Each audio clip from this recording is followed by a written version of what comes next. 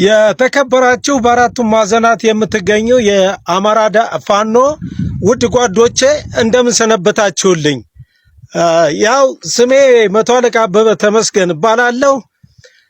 በአሁኑ ሰዓት ያው በተለያዩ ቀናት እየመጣሁኝ አንዳንድ ቪዲዮዎችን እለቃለሁ። በቅድሚያ ቴዎድሮስ ካሳሁን የለቀቀው ታሪካዊ መልእክት በጣም የሚያስደስትና የሚያረካ መላው የኢትዮጵያን ሕዝቦች ያስደሰተ ሆኖ አግኝቼዋለሁ። ቴዲዬ እንኳን ደስ ያለ አንተ የአማራ ትንፋሽ፣ አንተ የኢትዮጵያ ደመላሽ፣ አንተ የኢትዮጵያ ትንፋሽ። ቴዎድሮስ ካሳሁን ማለት በሳል ኮራ ያለ ጀነን ያለ ኢትዮጵያን ከልቡ የሚወድ ያለምንም ማስመሰል እናት ኢትዮጵያን ከልቡ ይወዳል ብዬ ከማስባቸው ከጋሽ ጥላሁንና ከቴዲ ውጪ እኔ እንጃ። ምናልባት ልጠሉኝ ትችሉ ይሆናል፣ ጥሉኝም። ቴዲ የሙዚቃ ንጉስ አይደለም፣ የኢትዮጵያ የመላ አፍሪካ ንጉስ ሆኖ አግኝቼዋለሁ። ቴዲዬ እግዚአብሔር አምላክ ከምነመላው ቤተሰብህ እድሜውን ጤናውን ጨምሮ ይስጥህ ከማለት ውጪ ዛሬ በብልጽግናው ሰፈር ምን አይነት መረበሽ እንደተፈጠረ ሁላችሁም የምታውቁት ነው። እንዲያውም ቴዲ ምን አስታወሰኝ መሰላችሁ? ምርጫ 97 አካባቢ የለቀቃት የመጀመሪያ አልበሙ ሪከርድ ሰብሯል ማለት እችላለሁ። እና በመላው ዓለም የምትገኙ ኢትዮጵያውያን ወገኖቼ እንኳን ደስ ያላችሁ፣ እንኳን ደስ ያለን። በመቀጠል ስለ አብይ አህመድ ባለፈው ተናግሬ ነበር። አብይ ዛሬ በቃ ዳይፐር በዳይፐር ሆኖ ነው ያደረው። ዳይፐር በዳይፐር በቃ እናት ኢትዮጵያ አሸንፋለች። ዛሬ እናት ኢትዮጵያ በልጇ በቴዲ አሸንፋለች። ኢትዮጵያውንም በልጆቿ ታፍራና ተከብራ ትኖራለች። ምናልባት ኢሞሽናል ሆኜ ነው ይሄንን ነገር የምናገረው።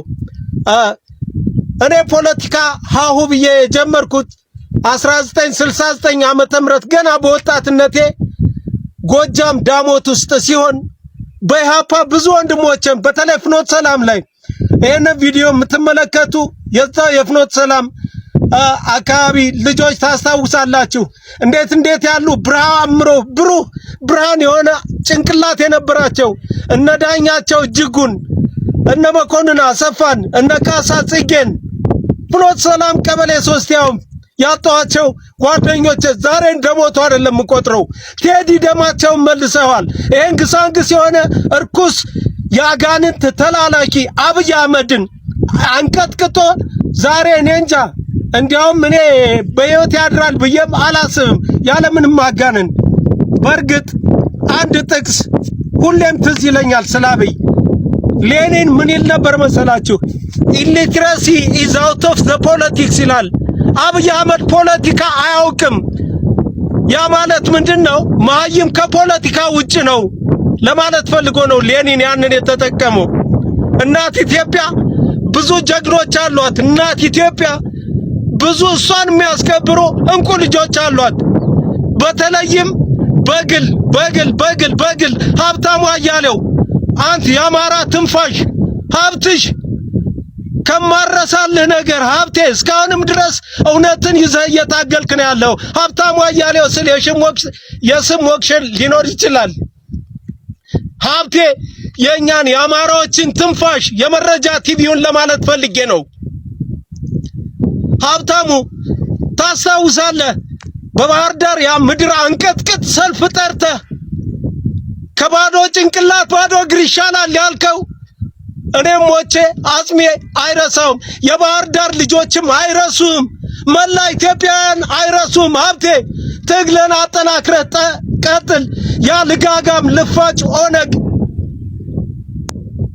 ኤርሚያስ ለገሰ የሚባል እንከፍ የበረከት ዝቃጭ በረከት በአምሳሉ ጠፍጥፎ ያስቀመጠው ውዳቂ ዛሬም ባንተ ላይ የተለያዩ ትችቶችን ሲተች ያየነው ነው።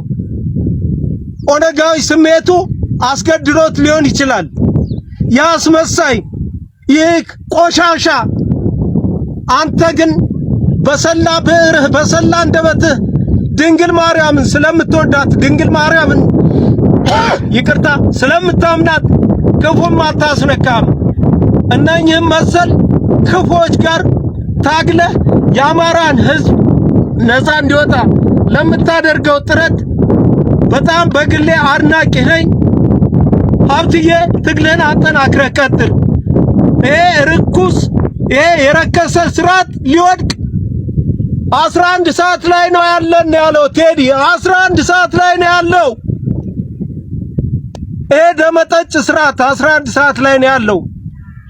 ይህን ስርዓት አስወግደን በምትኩ ይሄ እርስ በርስ በጥርጣሬ ይተያይ የነበረ መላ የኢትዮጵያ ህዝብ አንድ እንዲሆን በለንደን የምትገኙ ወገኖቼ፣ በተለያዩ የአውሮፓ ሀገራት የምትኖሩ ወንድሞቼ የዚህን ስቃዩ የበዛበት ልክ እንደ እስራኤል ዘስጋ ከምድረ ገጽ እንዲጠፋ የተፈረደበት አማራን ትንፋሽ ሆናችሁ ከተለያየ ብሔር ብሔረሰብ ይህን የአማራን ትግል የምትደግፉ ወገኖቼ እናት ኢትዮጵያ ክብሯ ተጠብቆ ልትኖር የምትችል እናንተም አንድ ሆናችሁ በብሔር በነገድ በጎሳ ሳትለያዩ ይህን የተጀመረ የእምቢተኝነት ትግል አጠናክራችሁ እንድትቀጥሉ ለማለት ፈልጌ ነው። ከዛ በተረፈ ግን አንድ ጥቆማ አለኝ። አሁን ላይ ሆኜ እኔ አንባቢ ሆኜ አይደለም የጋሽ ፍስሐ ያዜ የሳጥናኤል ጎል ኢትዮጵያ የሚለው መጽሐፍ አሁን ላይ ያለንበት ሁኔታ ነው የሚያሳየን። ሳጥናኤል በኢትዮጵያ ላይ ጎል አያገባም። የሳጥናኤል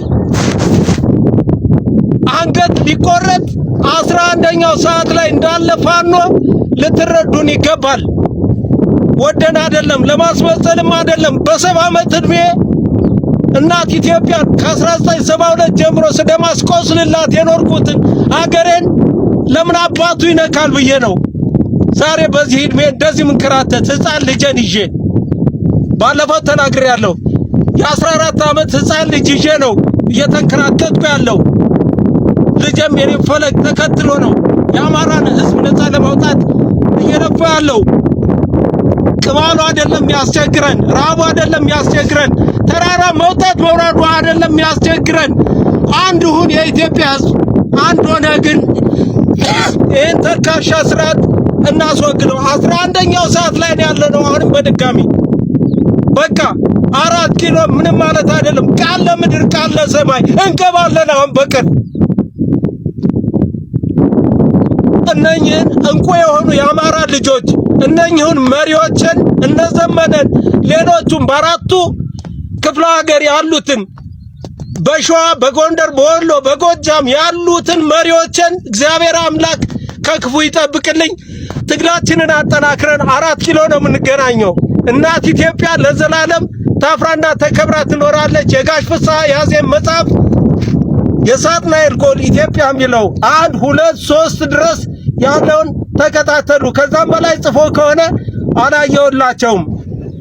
ከዛ በተረፈ ሚተራሊዮን የሚለውን የዶክተር አለማየሁ ዋሴን መጽሐፍ ሚተራሊዮን ያቺ በደም ታጥባ የምታድር የምትውል ሴት ማን እንደሆነች አንብባችሁ ከጨረሳችሁ በኋላ ስልኬን የምትፈልጉ ካላችሁ በውስጥ ላስቀምጥላችሁ እችላለሁ። እናት ኢትዮጵያ ለዘላለም በልጆቿ ታፍራና ተከብራ ትኖራለች። አመሰግናለሁ።